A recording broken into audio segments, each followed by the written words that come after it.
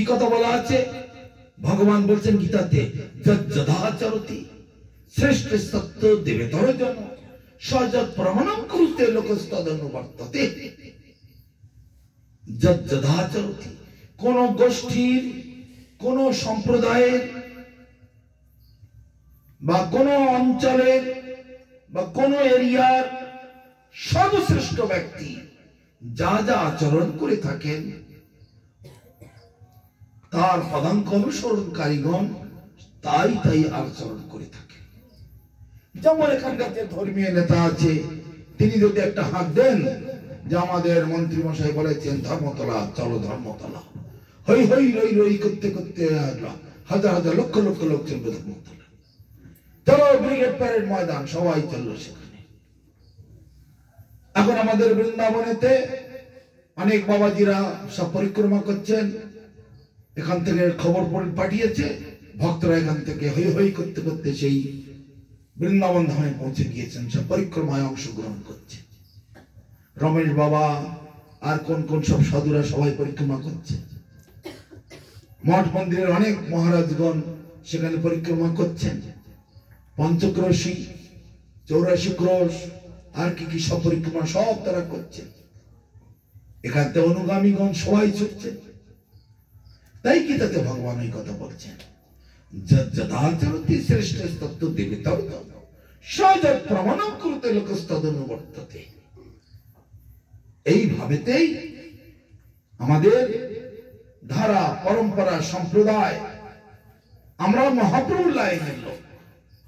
কলিযুগে সাধু পাওয়া দুর্লভ জানিয়া সাধু গুরু রূপে কৃষ্ণ আইলা নদিয়ায়। তাহলে বুঝুন কত ভালো কথা। এই যুগে সাধু পাওয়া দুর্লভ, সহজে সাধু পাওয়া যায় না।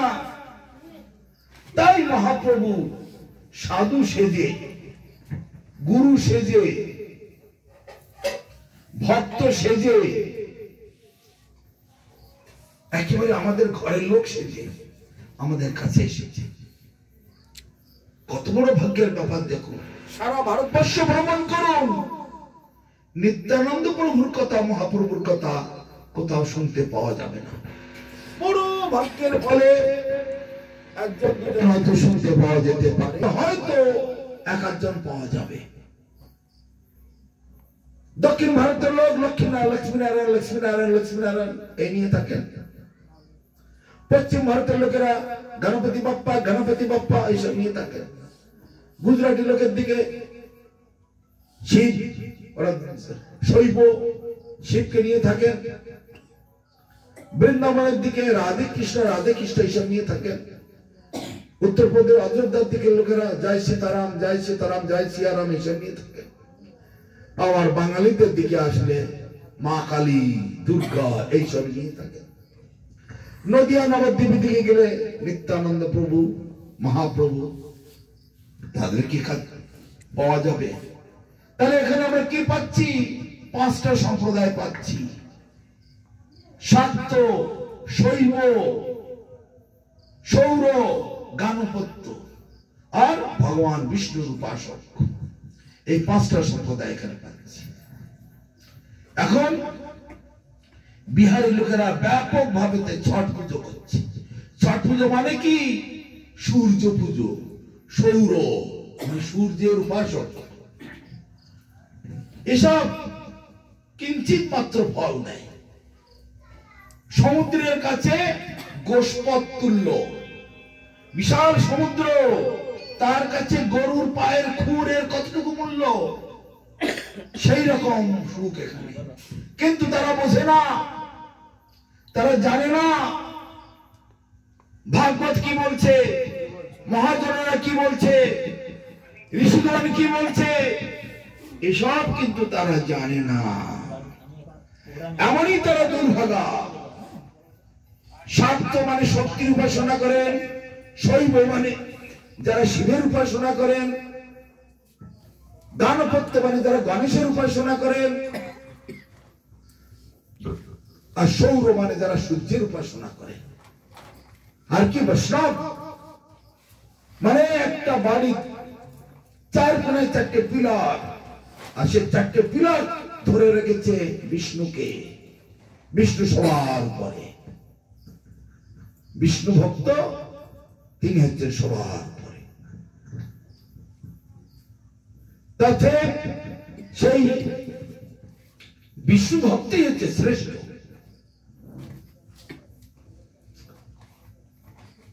ব্রাহ্মণানাং শাস্ত্রে সত্রজাতি বিশিষ্যতে, সত্রজাতি শাস্ত্রে সর্ববেদান্ত পারগা, সর্ববেদান্ত বিদকর্তা বিষ্ণু ভক্তের বিশিষ্যতে, বৈষ্ণবানাং শাস্ত্রে একান্তিক বিশিষ্যতে।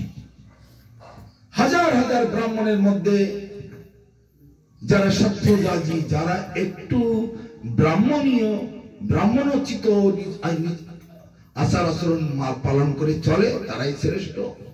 সেই জাতীয় হাজার হাজার ব্রাহ্মণের মধ্যে যারা নিয়মিত ভাবে ত্রিসন্ধ্যা গায়ত্রী জপ করে, পূজা অর্চা একটু করে, বা ভগবানের দিকে মানুষকে নিয়ে যাওয়ার জন্য চেষ্টা করে, তারাই শ্রেষ্ঠ। আবার সেই রকমের হাজার হাজার ব্রাহ্মণের মধ্যে যারা বেদ পাঠ, শাস্ত্র অধ্যয়ন, ভাগবত অধ্যয়ন, হরিকথা শ্রবণ কীর্তন আদি করেন, তারাই শ্রেষ্ঠ। আর তাদের মধ্যে যারা একটু বৈষ্ণব হতে পেরেছেন, বৈষ্ণবী আচরণ, বিশেষ করে ব্রাহ্মণেরা একাদশী পালন করেন না, গলায় মালা পরে না, তিলক করে না, হরিনাম করে না, ব্রত করে না, তারা তাদের কট্টরপন্থী স্বভাব নিয়ে থাকেন। তাদের মধ্যে যারা একটু বৈষ্ণবী আচরণ পালন করেন, তারাই শ্রেষ্ঠ। আবার সেই বৈষ্ণবদের মধ্যে যারা একান্ত মহাপ্রভুর চরণে, বিষ্ণুর চরণে, ভগবানের রাধা গোবিন্দের চরণে ঐকান্তিক ভক্তি দ্বারা তার নাম, তার ভজন পূজনে রত আছেন, তারাই শ্রেষ্ঠ, একান্তিক বিশিষ্যতে। তাহলে দেখুন কিরকম স্তর বাই স্তর উপরে উঠতে হচ্ছে। তাহলে আমরা কোন পথ অবলম্বন করব? যারা ঐকান্তিক ভাবে একনিষ্ঠ ভক্ত ভগবানের, তে ব্রাহ্মণ হতে পারেন, অব্রাহ্মণ হতে পারেন। ব্রাহ্মণী এমন কোন কথা নয়। চাতুর্বর্ণং মায়া সৃষ্টং গুণকর্ম বিভাগ, গুণ এবং কর্মের বিভাগ অনুসারে চারটি সম্প্রদায়কে আমি সৃষ্টি করেছি, ব্রাহ্মণ, ক্ষত্রিয়, বৈশ্য, শূদ্র। কিন্তু কলিযুগে এই সবের আর কোনো মূল্য নেই। যে ভজে সেই বড়, অভক্তহীন ছাড়, কৃষ্ণ ভজনেতে নাহি জাতি কুলাদি বিচার।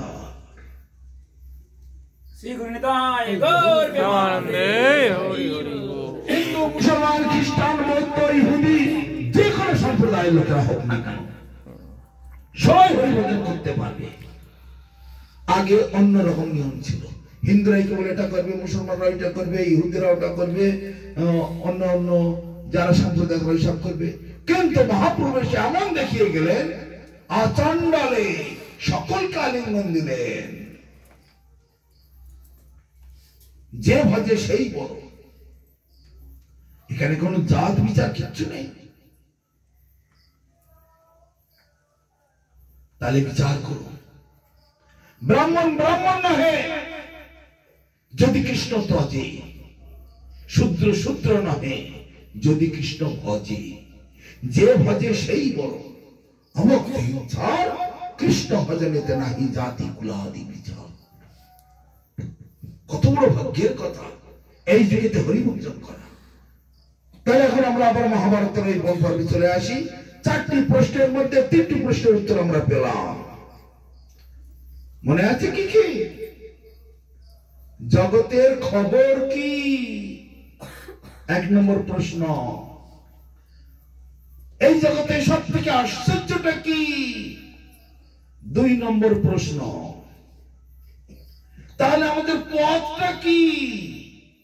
3 নম্বর প্রশ্ন।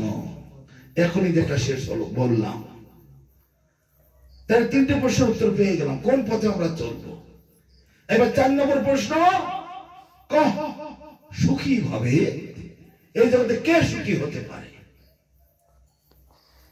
তাহলে সুখ সুখ সুখ, এই সুখ সুখ করে সবাই চেঁচিয়ে মরছে। কে সুখী হতে পারবে?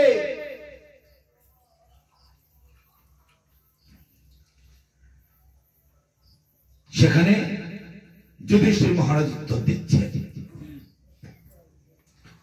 কে সুখী হতে পারবে?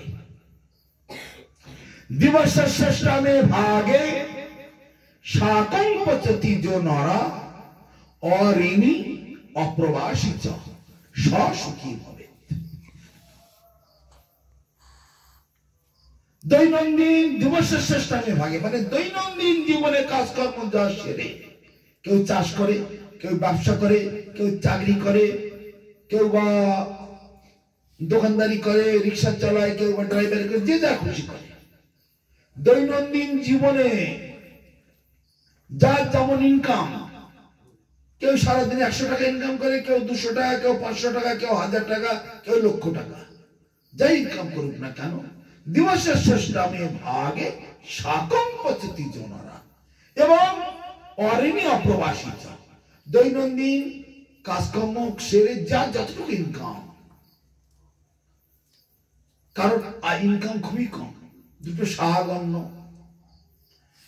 কেউ বা দুধ ভাত, কেউ বা নুন ভাত, কেউ বা ঘি ভাত, কেউ বা ডাল ভাত, যার যেমন জোটে তাতে সুখী থাকতে হবে। লোকেরটা দেখে ঈর্ষা করলে হবে না, ও কত ভালো মন্দ খাচ্ছে রে, আর আমার একটুখানি শাক ভাত, ওর কত বড় চারতলা বাড়ি আর আমার একটুখানি ছোট বাড়ি, এইসব দেখে ঈর্ষান্বিত হবেন না। দুদিনের জীবন এখানে। তাই যুধিষ্ঠির মহারাজ বলছেন, দিবসশ্রেষ্ঠামে ভাগে শাকং পচতি যো নরা। তারপরের পয়েন্টে কি বলেন? অঋণী অপ্রবাসী চ, কারো কাছ থেকে ঋণ করে খাবে না। যদি ঋণ করেছো, সে রাস্তাঘাটে দেখা হলে টিকতে দেবে না, বাজারে দেখা হলেও ছাড়বে না, আর ঘন্টায় ঘন্টায় ফোন করবে, এই আমার টাকাটা কবে দিবি, এই আমার ওটা কবে দিবি, আজ দিবি কাল দিবি করে এখন তো এতদিন হয়ে গেল, চালিয়ে পারবে সারা। আর অপ্রবাসী, কারো ঘরে ভাড়া থাকবে না, সেও জ্বালিয়ে মারবে। ওই মনে আছে তো, মাসের পয়লা দিন টাকা জমা করে রাখা, যেন বলিস না 2 দিন দেরি হবে, সব সময় টেনশনের মধ্যে ফেলে রাখবে, সুখী হতে দেবে না। সুখ পেতে গেলে অঋণী অপ্রবাসী চ, কার কাছে ঋণ করে খাবে না, আর লোকের কাছে ভাড়ায় থাকবে না, আর দৈনন্দিন জীবনে যা যতটুকু জোটে তাতেই সন্তুষ্ট থাকবে।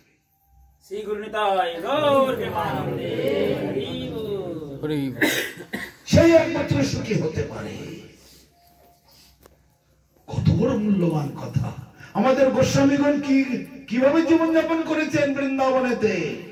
ষড়গোস্বামীগণ কখনো বনের শাক অলবনে করি পাক, মুখে দেয় 2-1 গ্রাস। কেন কোন সাধুরা হয়তো 3 ঘর, কোন কোন সাধুরা হয়তো 4 ঘর, কোন কোন সাধুরা 5 ঘর কি 7 ঘর একটু মাধুকরী করে। মাধুকরী মানে ভ্রমর বা মৌমাছি যেমন ফুল থেকে মধু সংগ্রহ করে, সেই রকম ভাবেতে এরা ঘরে ঘরে গিয়ে একটু কালেকশন করা। রাধে শ্যাম বলে দরজায় গিয়ে দাঁড়ালো, কেউ 8খানা রুটি দিল, কেউ 2টো সাধু থেকে 1 রুটিকে কেটে 8খানা দিল, কেউ 1 মুঠো চানা দিল, কেউ একটু মাঠা দিল, কেউ বা একটা ছোট পেঠা কি একটা মিষ্টি দিল। 3 ঘর 4 ঘর 5 ঘর মানে বেশি ঘর করলে অনেক পাবো, তাহলে একটু বেশি করে পরিশ্রম করি, ওই রকম লোভ থাকলে হবে না।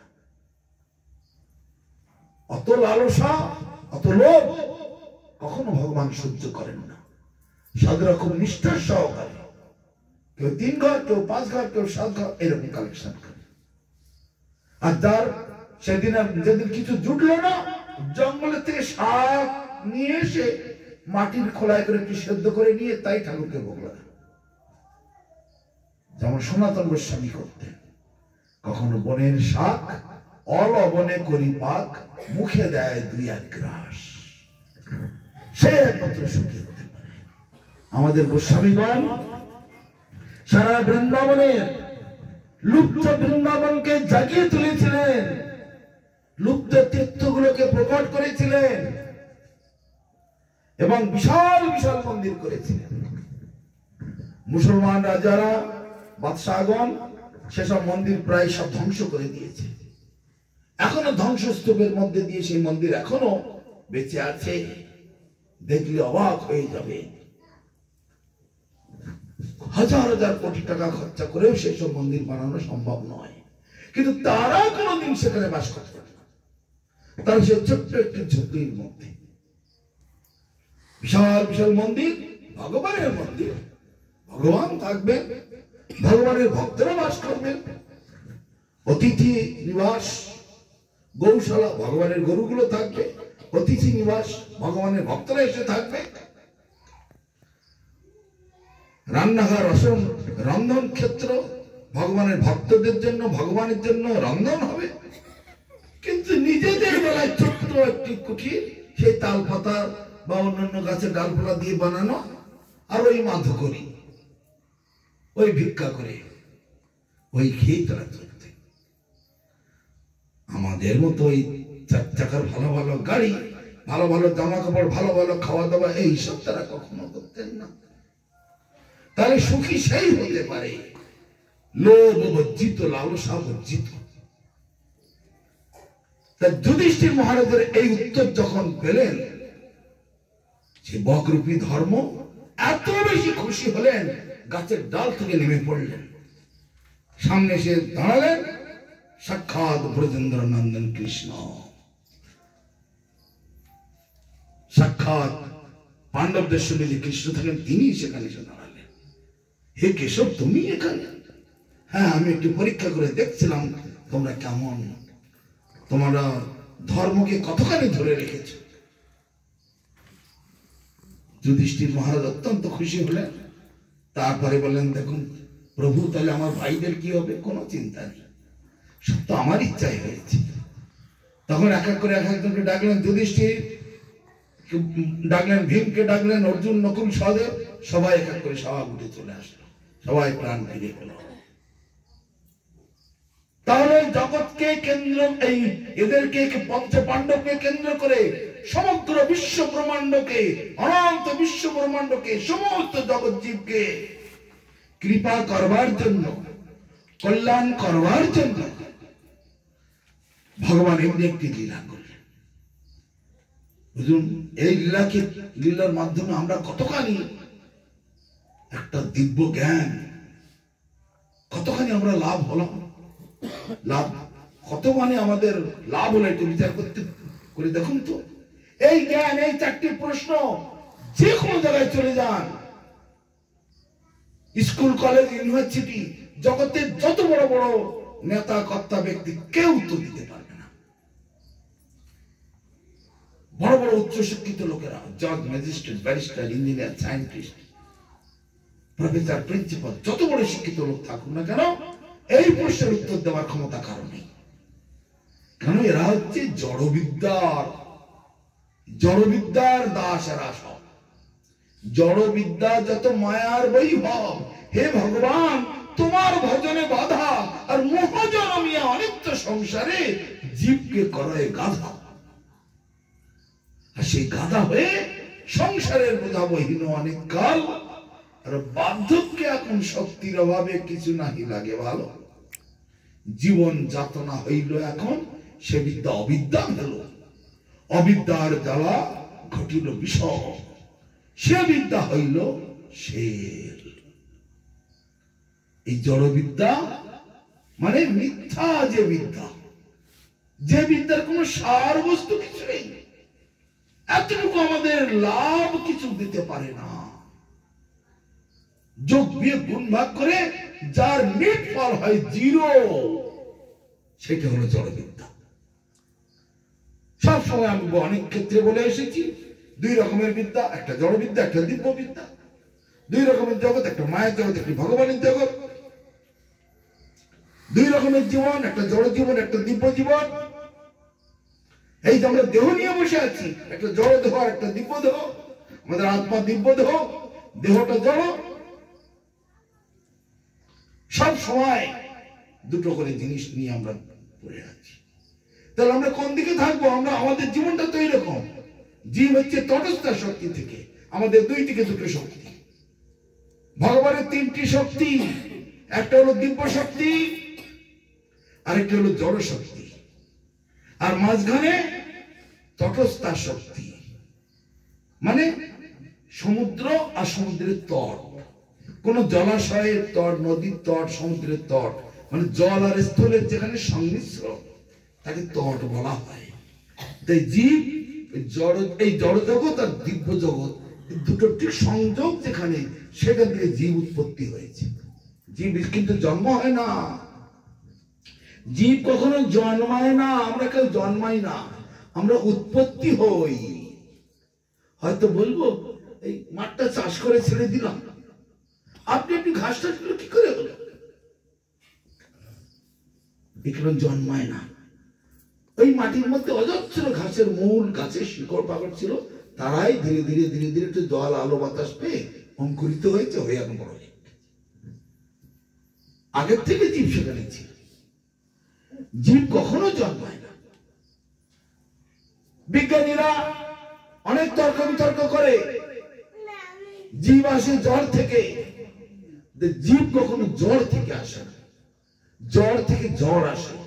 চেতন আসে চেতন থেকে, চেতন মানে আত্মা, আত্মা আসে আত্মা থেকে বা পরমাত্মা থেকে। জীবন আসে জীবন থেকে, চেতন আসে চেতন থেকে, জড় থেকে কখনো চেতন আসে না। এসব হচ্ছে ফর্মুলা। এই রহস্যগুলোকে জানতে হবে, ধরতে হবে। আমাদের এখানে জন্মের পূর্বেও আমরা ছিলাম, মৃত্যুর পরেও আমরা থাকবো। সেই কথা কৃষ্ণ অর্জুনকে বোঝাচ্ছেন, হে অর্জুন, তুমি তো বিচলিত হচ্ছ কেন? কাদের সঙ্গে যুদ্ধ করবো? এরা আমার আপনজন, দাদু, মামা, ও পিসে, ও ভাই, ও বন্ধু, ও আমার শালা, আবল তবল এসব বলছো কেন? এরা জন্মের আগেও ছিল, আবার মৃত্যুর পরে ওরা থাকবে। নো জায়তে নো মরিয়াতে, জন্মায় না, কেউ মরে না। কিন্তু দুর্ভাগ্যের বিষয়, আমরা আমাদের কর্তব্য কর্মটা করতে বড় অবহেলা করি। এই হচ্ছে আমাদের ঘাড়ে ভূত চাপে। সেই জন্য নিজের দোষে নিজেরা জ্বলে পড়ে মরছি। এই তিন চাপ জ্বালা, এই ধনী এই গরিব, এই রোগ সেই রোগ, ওই ব্যাধি, এইসব নিজের দোষে নিজেই মরছি। তাই ভগবান গীতাতে বলছেন, উদ্ধরেত আত্মনা আত্মানম ন আত্মন অবসাদয়ে আত্মৈব আত্মন বন্ধুর আত্মই পরিপ্রাত্মনা। হে অর্জুন, তুমি তোমার বন্ধু, তুমি তোমার শত্রু। অর্জুন চমকে উঠলেন, কি কথা? হ্যাঁ, আমি আমার বন্ধু, আমার শত্রু কি করে হলাম? যে উপদেশ আমি দিচ্ছি, এই উপদেশ তুমি যে মন দিয়ে পালন করবে, সেই মন হলো তোমার পরম বন্ধু। আর যে মন দিয়ে তুমি এই উপদেশটাকে অগ্রাহ্য করবে, অস্বীকার করবে, তোমার ইচ্ছা মতো চলবে, এই মন তোমার পরম শত্রু। তাহলে তুমি তোমার বন্ধু, তুমি তোমার শত্রু।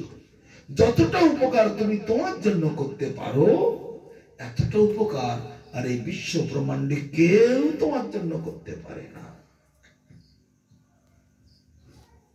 গুরুদেব আমার হৃদয়েতে ভক্তির বীজ বপন করে দিয়েছেন। গুরুদেব কি মালি হইয়া করে সেই বীজ আরোপণ, এই শ্রবণ কীর্তন জলে করাই সিজন।